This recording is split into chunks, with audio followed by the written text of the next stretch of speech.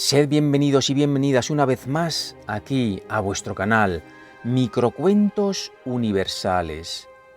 Hoy estoy aquí porque quiero compartir con vosotros una nueva entrega de la colección Cuentos Rusos. Sin ir más lejos, el último cuento que subí es un cuento de Anton Chejov titulado Pequeñeces de la vida. ¿Y cómo podéis escucharlo si aún no lo habéis hecho? Pues tranquilos, porque yo aquí en la descripción del vídeo os dejo los enlaces a los relatos rusos que últimamente he subido. Así es que siempre podéis acceder a ellos a través de la descripción del vídeo.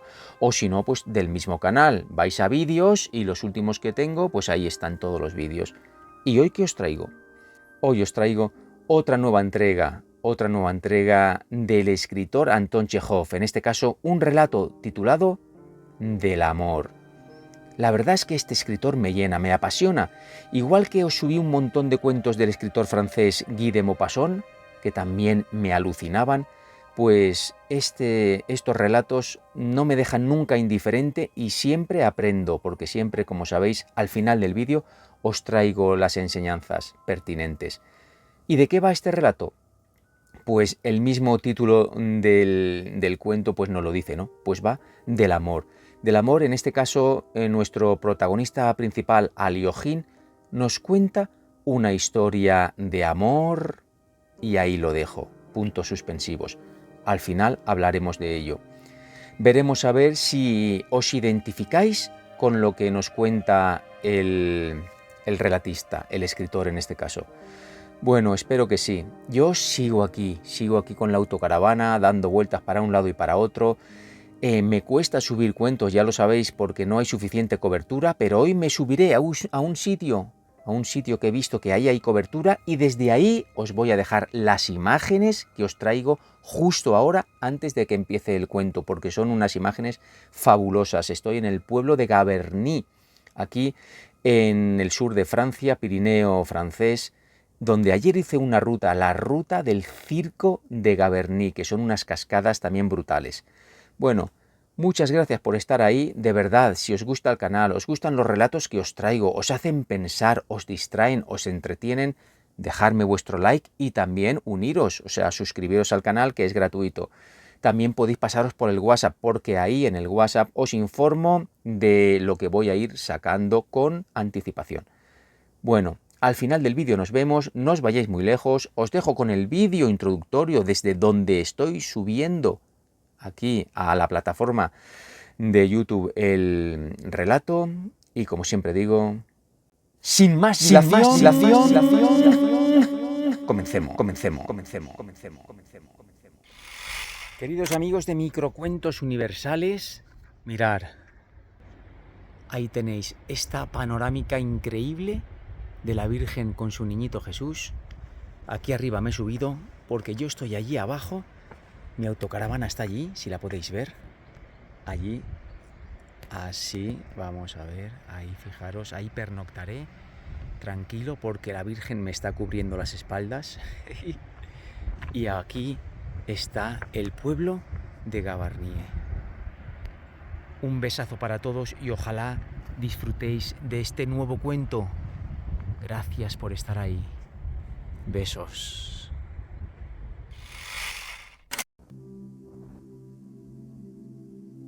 Del amor. Al día siguiente, en el desayuno, sirvieron unas pastas muy sabrosas, cangrejos y croquetas de cordero. Mientras comían, subió Nicanor, el cocinero, para enterarse de qué se les ofrecía para comer a los invitados. El cocinero era un hombre de mediana estatura, con la cara hinchada y los ojos pequeños. Estaba afeitado y parecía que en lugar de usar la cuchilla, se hubiera depilado el bigote. Aliojin explicó que la hermosa Pelagueya estaba enamorada del cocinero, pero como era un borracho y de costumbres bastante turbulentas, no se quería casar con él, aunque estaba conforme con vivir así. Él era muy devoto y sus convicciones religiosas no le permitían vivir de aquella manera. Le exigía a ella que se casaran, pues de otro modo no quería continuar.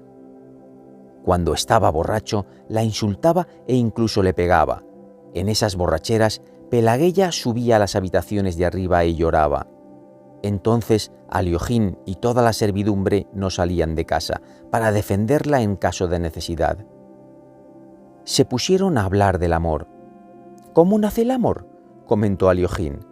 ¿Por qué Pelagueya no se enamoró de otra persona más acorde a sus cualidades espirituales y apariencia externa, y tuvo que elegir justamente a este Nicanor, a este morro?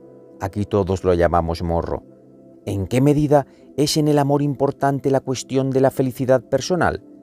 No sabemos nada de eso, y sobre el tema hay opiniones para todos los gustos. Del amor, hasta ahora, solo se ha dicho una cosa indiscutible, que es este un sacramento grande, y todo lo demás, todo lo que se ha escrito o dicho sobre el amor, no ha dado respuestas, sino solo planteado problemas, cuestiones que de todos modos han quedado sin resolver. La explicación que parece servir para un caso no sirve para otros 10, y en mi opinión, lo mejor es explicar cada caso por separado, sin pretender generalizar. Como dicen los doctores, hay que estudiar cada caso por separado. Completamente cierto, dijo Burkin. Nosotros, que no somos gente llana, sentimos verdadera pasión por todos estos problemas que quedan sin resolver. Por lo común, del amor se escriben poemas, se lo adorna de rosas y ruiseñores, pero nosotros los rusos adornamos nuestro amor con estas fatídicas cuestiones, y además elegimos entre ellas las menos interesantes. En Moscú, cuando aún era estudiante, tenía yo una amiga, una dama deliciosa que siempre que la estrechaba entre mis brazos pensaba en cuánto le iba a pasar yo aquel mes o cuánto valía entonces una libra de ternera. Del mismo modo, nosotros, cuando amamos, no paramos de hacernos preguntas. ¿Es honesto o no? ¿Es inteligente o estúpido lo que estamos haciendo? ¿A dónde nos llevará este amor? Y así sucesivamente. Si esto es bueno o malo, no lo sé, pero sí sé que tal actitud es molesta, insatisfactoria e irritante. Parecía que Aliojín quisiera contar algo. En el alma de los hombres que viven solos siempre hay algo que les gustaría contar. Los solterones de la ciudad van a los baños o a los restaurantes con la única intención de charlar un rato, y a veces cuentan a los bañeros o a los camareros unas historias muy interesantes, pero los que viven en el campo suelen desahogarse con sus huéspedes. Por la ventana se veía un cielo gris y los árboles mojados por la lluvia. Con un tiempo así no se podía ir a ninguna parte y no quedaba más remedio que contar o escuchar algo. Yo vivo en Sófino y me dedico a llevar la hacienda desde hace tiempo, comenzó a contar Aliojín, desde que terminé la universidad. Por mi educación soy un señor, por mis inclinaciones un hombre de despacho, pero cuando llegué aquí, sobre la hacienda pesaban muchas deudas, y como las deudas de mi padre se debían en parte a los muchos gastos de mi educación, decidí que no me iría de aquí hasta que no se pagase con mi trabajo esa deuda. Así lo decidí y me puse a trabajar. Tengo que confesar que no sin cierta repugnancia. Aquí la tierra no da mucho, y para que la agricultura sea algo productiva hay que emplear a siervos o jornaleros, que es casi lo mismo, o llevar la explotación a la manera campesina, es decir, trabajando el campo uno mismo con su familia. No hay término medio. Por entonces yo no entraba en tales sutilezas. No dejaba tranquilo ni un pedazo de tierra. Reunía a todos los campesinos de los alrededores. El trabajo hervía frenético. Yo también araba, sembraba, segaba, me aburría y me dedicaba a poner cara de asco, igual que un gato de aldea cuando el hambre lo obliga a comer pepinos del huerto. Me dolía todo el cuerpo y dormía sobre la marcha. En un principio pensé que podría conciliar esta vida de trabajo con mis costumbres cultas. Para eso basta, pensaba yo, con llevar una vida algo ordenada. Me instalé aquí arriba, en las habitaciones de los señores, y me organicé de manera que después de los desayunos y los almuerzos me sirvieran café y licores. Antes de ir a dormir, por las noches, leía las noticias de Europa. Pero un día vino nuestro pope, el padre Iván, y liquidó de una sentada todos mis licores, y las noticias de Europa fueron a parar a manos de las hijas del pope. En verano Particularmente durante la siega, ni siquiera tenía tiempo de llegar hasta mi casa y me dormía en el desván, en el trineo o en cualquier caseta del bosque. Así, ¿quién iba a leer? Poco a poco me fui trasladando abajo, empecé a comer en la cocina, y del lujo de otros tiempos solo me quedó esta servidumbre, que ya estaba aquí con mi padre. Por eso me duele echarla a la calle. En los primeros años me eligieron juez de paz honorífico. Algunas veces tenía que ir a la ciudad y asistir a las reuniones del consejo o del tribunal local. Eso me distraía. Cuando uno se pasa 2 o 3 meses sin moverse de aquí, especialmente en invierno, acaba por echar de menos la levita negra. Y en el tribunal local se veían levitas, guerreras y fracs. Todos los juristas son gente instruida. Había con quien hablar. Después de dormir en los trineos y de frecuentar la cocina de la servidumbre, sentarse en un sillón con la ropa limpia, zapatos ligeros y una cadena en el pecho, es todo un lujo.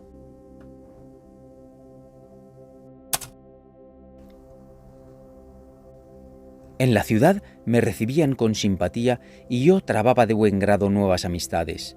De todas ellas, la más sólida y, a decir verdad, la que me resultó más agradable fue la de Luganovich, vicepresidente del tribunal. Ustedes lo conocen, una persona maravillosa.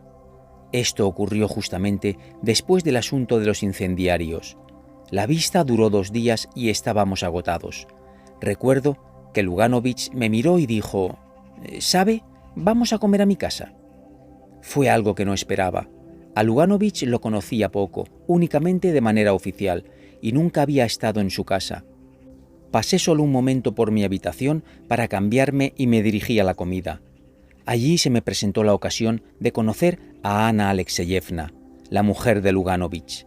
Entonces era muy joven, no tendría más de 22 años y hacía medio año había tenido su primer hijo.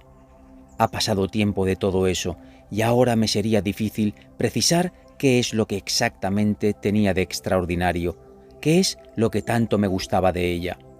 En cambio, entonces, durante la comida, para mí todo estaba perfectamente claro. Veía a una mujer joven, maravillosa, buena, inteligente y encantadora, a una mujer como nunca había visto antes. Enseguida descubrí en ella a un ser próximo, ya conocido, como si ese rostro, esos ojos afables, inteligentes, los hubiera visto alguna vez en mi infancia, en el álbum que mi madre tenía en la cómoda. En el asunto de los incendiarios se acusó a 4 judíos y condenaron a la banda, a mi parecer, de manera completamente infundada. Durante la comida me sentía muy inquieto y apesadumbrado. Ya no me acuerdo de lo que dije, pero Ana Alexeyevna movía la cabeza y le decía a su marido: «Dimitri, ¿pero cómo puede ser?» Luganovich es un trozo de pan, una de esas personas obedientes que se mantienen firmemente en la opinión de que si una persona cae en manos de la justicia, eso significa que es culpable, y de que, si hay dudas sobre la corrección de un veredicto, éstas solo se pueden expresar por el procedimiento legal, en el papel, y no durante la comida o en una conversación privada. «Usted y yo no hemos quemado nada», decía en tono suave, «y como ve a nosotros, no nos están juzgando, no nos meten en la cárcel». Los dos, el marido y la mujer, se esforzaban para que yo comiera y bebiera más. A través de algunos detalles, por ejemplo, en la forma en que preparaban juntos el café y se entendían entre sí con medias palabras, pude deducir que vivían en armonía, bien, y que estaban contentos con el invitado. Acabada la comida, tocaron el piano a 4 manos. Más tarde oscureció y yo me fui a casa. Esto ocurría a principios de la primavera. Pasé aquel verano sin moverme de Sófino. Ni siquiera tenía tiempo para pensar en la ciudad, pero el recuerdo de aquella mujer esbelta y rubia no me abandonó ni un solo día. No es que pensara en ella, era más bien como una sombra que se había instalado en mi alma. A finales del otoño, en la ciudad se organizó un espectáculo benéfico. Entro yo en el palco del gobernador. Me habían invitado en el entreacto. Miro y junto a la esposa del gobernador está Ana Alexeyevna.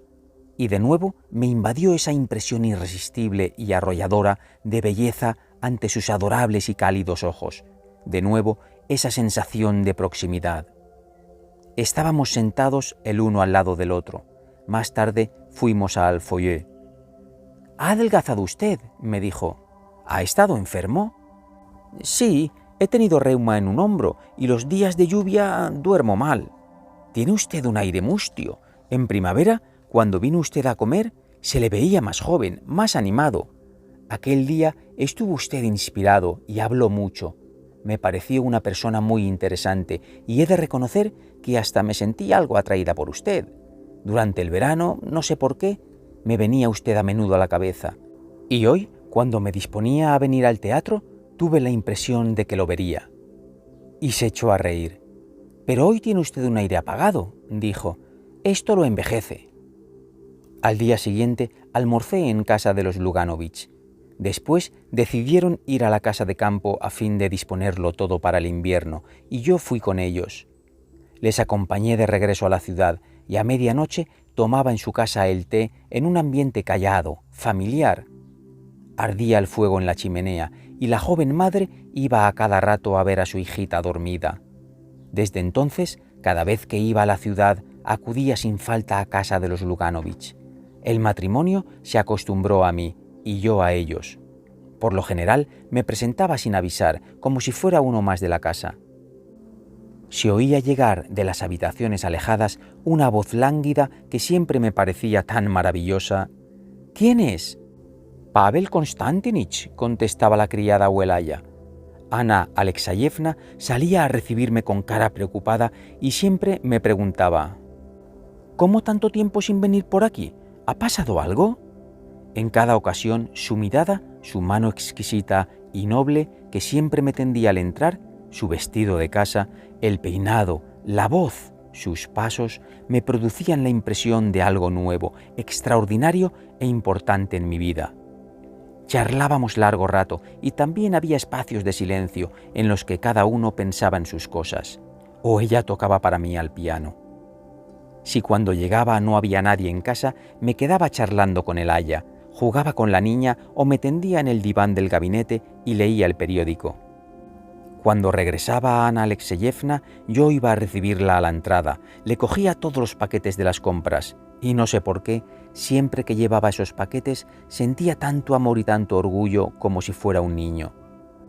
Hay un proverbio que dice: «No le bastaba a la mujer trabajo y se compró un cerdo». No tenían los Luganovich bastantes preocupaciones, así que se encariñaron conmigo. Si tardaba en volver a la ciudad, era que estaba enfermo o que me había pasado algo, y los dos se preocupaban muchísimo. Les preocupaba que yo, una persona instruida, que sabía lenguas, en lugar de dedicarme a la ciencia o a la literatura, viviera en un pueblo y me pasara los días como una ardilla dando vueltas en su rueda, trabajando mucho y siempre sin un céntimo. Creían que sufría y que si hablaba, comía y reía, era tan solo para disimular mis penas. Incluso en los momentos alegres, cuando me encontraba a gusto, notaba clavadas en mí sus miradas escrutadoras. En las ocasiones en que realmente tenía dificultades, cuando me apretaba un acreedor o me faltaba dinero para un pago urgente, su actitud era particularmente conmovedora. Los dos, el marido y la mujer, se ponían a cuchichear junto a la ventana. Después él se me acercaba con gesto serio y decía: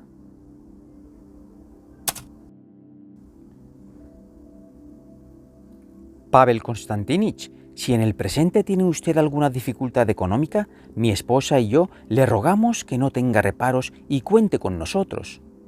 De la turbación, las orejas se le ponían rojas. Sucedía también que después de iguales cuchicheos junto a la ventana, él se acercaba a mí con las orejas rojas y me decía: «Mi esposa y yo le rogamos encarecidamente que acepte este obsequio». Y me regalaban unos gemelos, una cigarrera o una lámpara. A cambio, yo les enviaba del pueblo algún ave de caza, mantequilla o flores. Los dos, por cierto, eran personas acomodadas. En una primera época yo pedía a menudo prestado y no era demasiado escrupuloso ese aspecto. Lo tomaba de donde podía, pero, eso sí, no hubo fuerza capaz de hacerme aceptar dinero de los Luganovich. Vamos, ni hablar. Me sentía desgraciado. En casa, en el campo, en el pajar, en todas partes pensaba en ella y me esforzaba por comprender el secreto de aquella mujer joven, hermosa e inteligente, que se había casado con un hombre gris, casi un viejo. El marido tenía más de 40 años y tenía hijos de él. Comprender el misterio de aquel hombre gris, bondadoso y simplón, que razonaba con una sensatez tan aburrida que en los bailes y banquetes conversaba con personas respetables y tenía un aire apagado, inútil, apático, como si lo hubieran traído a la fuerza, pero que se creía con derecho a ser feliz y a tener hijos de ella. Constantemente me esforzaba en comprender por qué ella le había tocado en suerte a él y no a mí, y cómo en nuestra vida se había producido un error tan monstruoso. Cada vez que llegaba a la ciudad veía en sus ojos la espera. Ella misma reconocía que desde la mañana tenía una sensación rara, adivinaba mi llegada. Hablábamos largo rato, después callábamos, no nos confesábamos nuestro amor, lo escondíamos tímida y celosamente. Teníamos miedo de todo lo que pudiera hacernos evidente el secreto. Yo la amaba con ternura, con un amor profundo, pero pensaba y me preguntaba a mí mismo, ¿a dónde nos podía llevar este amor si no teníamos suficientes fuerzas para luchar contra él? Me parecía imposible que este amor silencioso y triste destrozara de pronto la vida feliz de su marido, de sus hijos, de toda aquella casa en la que tanto me querían y creían tanto en mí. ¿Era eso honesto? Ella me seguiría, pero ¿a dónde? ¿A dónde podía llevarla? Todo sería distinto si mi vida fuera atractiva, interesante. Si, por ejemplo, fuera un luchador revolucionario, un científico, un artista o un pintor famoso. Pero lo cierto es que a cambio de una vida común y ordinaria, la arrastraría a otra igual o todavía más ordinaria. ¿Y cuánto tiempo duraría nuestra felicidad? ¿Qué sería de ella en caso de que enfermara, me muriera yo o sencillamente dejáramos de amarnos? Es probable que ella pensara algo parecido. Pensaba en su marido, en los hijos, en su madre, que quería a su yerno igual que a un hijo. De haberse entregado a sus sentimientos, se vería obligada a mentir o a decir toda la verdad, y en su situación ambas salidas eran igualmente terribles y embarazosas. La atormentaba una duda. ¿Su amor me haría feliz? ¿No convertiría mi vida en más difícil todavía, cuando ya de por sí era dura y estaba llena de todo tipo de desgracias? Le parecía que no era lo bastante joven para mí, ni lo suficiente enérgica y laboriosa para empezar una nueva vida. A menudo le decía a su marido que yo me tenía que casar con una muchacha inteligente y digna, una buena ama de casa que me ayudara, pero al instante añadía que esa muchacha difícilmente se podría encontrar en la ciudad. Entretanto, pasaban los años, y Ana Alexeyevna tenía ya 2 hijos. Cuando me presentaba en casa de los Luganovich, la sirvienta me sonreía afable. Los chicos gritaban que había llegado Pavel Konstantinich y se me colgaban del cuello. Todos se alegraban. No se enteraban de lo que estaba pasando en mi alma y creían que también yo estaba contento. Todos veían en mí a un ser noble. Grandes y pequeños notaban que por la habitación pasaba un ser noble y generoso, y ello daba cierto candor especial a su trato, como si, con mi presencia, su vida fuera más limpia y bella. Ana Alexeyevna y yo íbamos al teatro juntos, y siempre a pie. Nos sentábamos juntos, nuestros hombros se tocaban. Yo cogía de sus manos en silencio los gemelos y sentía que en aquel momento ella estaba muy cerca de mí, que era mía, que el uno sin el otro no podíamos vivir. Pero, no sé por qué razón, cuando salíamos del teatro siempre nos despedíamos y nos separábamos como 2 extraños. En la ciudad empezaron a correr rumores de toda especie, pero en todo lo que se decía no había ni una sola palabra de verdad. Ana Alexeyevna, en los últimos años, iba más a menudo a visitar a su madre o a su hermana. Empezó a tener épocas de un humor sombrío y se debía a la evidencia de una vida insatisfecha, desperdiciada. En esos momentos no quería ver a su marido ni a sus hijos. Empezó a curarse de los nervios. A solas callábamos, seguíamos callando. En presencia de extraños, ella experimentaba hacia mí una rara irritación. Dijera yo lo que dijera, no estaba de acuerdo, y si me ponía a discutir con alguien, siempre se manifestaba a favor del otro. Si se me caía algo, decía con aspereza: «Le felicito». Cuando íbamos al teatro, si olvidaba coger los gemelos, me increpaba: «Estaba segura de que se los iba a dejar». Pero, por suerte o por desgracia, en nuestra vida, tarde o temprano, todo se acaba. Y llegó el momento de separarnos. A Luganovich lo destinaron de presidente a una de las provincias occidentales.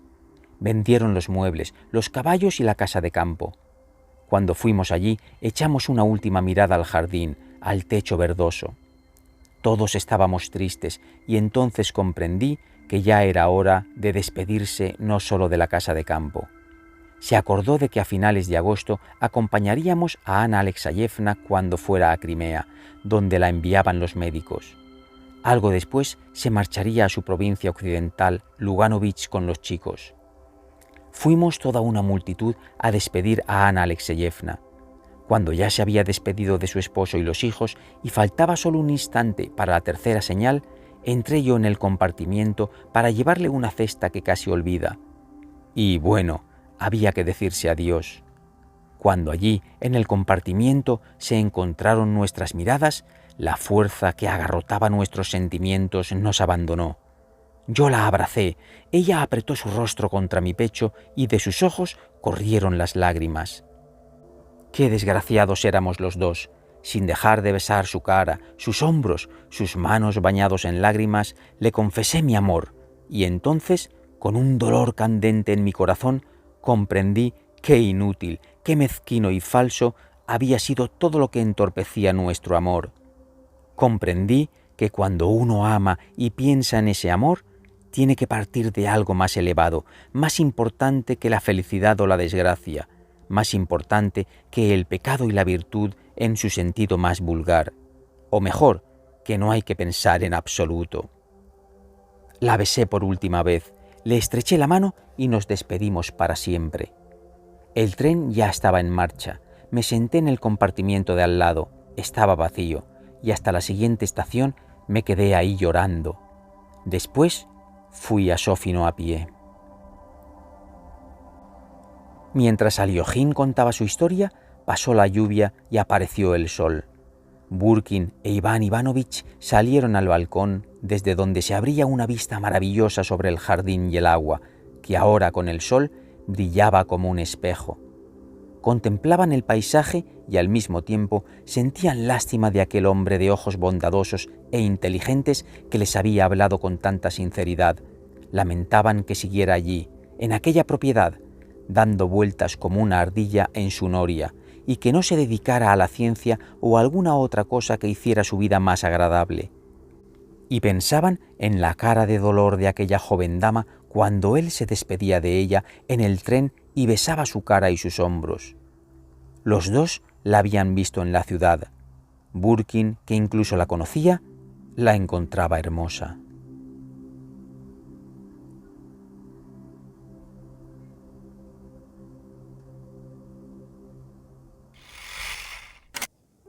Queridos oyentes de Microcuentos Universales, hasta aquí este nuevo relato de Anton Chejov. ¿Qué tenéis que decirme? A ver, la verdad es que yo creo que todos nos podemos sentir identificados con lo que nos relata aquí el protagonista Aliojín, con la historia que nos cuenta. Porque ¿quién alguna vez en su existencia, en su larga vida, no se ha sentido enamorado de una persona con la que, por ejemplo, pues ha compartido muchos momentos, o trabaja, o no sé, ha conocido, se siente súper bien, en armonía, hablan mucho, van aquí y allá, y nunca se han declarado el amor, nunca. Es lo que le pasó, ¿no?, a nuestro protagonista y a su querida, pues eso, a la chica de la que se enamoró. ¿No os ha pasado eso alguna vez? Por favor, contármelo aquí en los comentarios, dejármelo, que me muero de curiosidad. Yo creo que todo el mundo hemos pasado por eso. Y bueno, ¿qué enseñanzas os puedo traer? Pues mirad, he seleccionado estas dos para vosotros. La primera, la naturaleza del amor. Chejov sugiere que el amor es un misterio insondable. No hay respuestas definitivas sobre cómo nace o por qué nos enamoramos de ciertas personas. ¿Sois personas enamoradizas o os cuesta enamoraros de alguna gente? ¿Sois visuales? Es decir, ¿os enamoráis a primera vista? ¿Es la apariencia lo primero que entra por vuestros ojos? Yo he de reconocer que yo soy una persona visual, pero después, evidentemente, pues tienen que darse muchas otras cosas, ¿no? Si a primera vista te llama la atención esa persona, la quieres conocer y después pues no tiene nada que ver contigo o evidentemente no hay una sintonía entre los dos, pues la cosa se apaga, ¿no? ¿Cómo sois vosotros? ¿En qué os fijáis en una persona para sentiros atraído por ella? Bueno, el que quiera que me lo deje. Yo, como sabéis, me encanta leeros, me encanta después responderos y evidentemente os respondo siempre ¿cómo? Pues como el relato nos dice, con amor. Y otra enseñanza es la individualidad del amor, ¿no? Que cada caso de amor es único, no se puede generalizar. Las preguntas sobre honestidad, inteligencia y el futuro del amor son inevitables, pero no siempre satisfacen. Claro que sí, cada caso de amor es único e incomparable. A veces nos preguntamos, ¿esta persona cómo se ha podido enamorar de este otro? No lo podemos entender, está en el interior de cada ser. Así es que si uno se enamora de una persona, no tiene por qué dar explicaciones a los demás o pensar, ostras, ¿qué dirán de que yo vaya con esta persona o con la de más allá? Es tu vida y en tu vida puedes hacer lo que a ti te dé la gana, no lo que los demás esperan que tú hagas. Bueno, muchísimas gracias de corazón por haber llegado hasta el final. Os mando un abrazo de luz eterno, un beso súper fuerte. Cuidaros mucho, dejadme vuestro like y nos vemos en la siguiente entrega. Chao.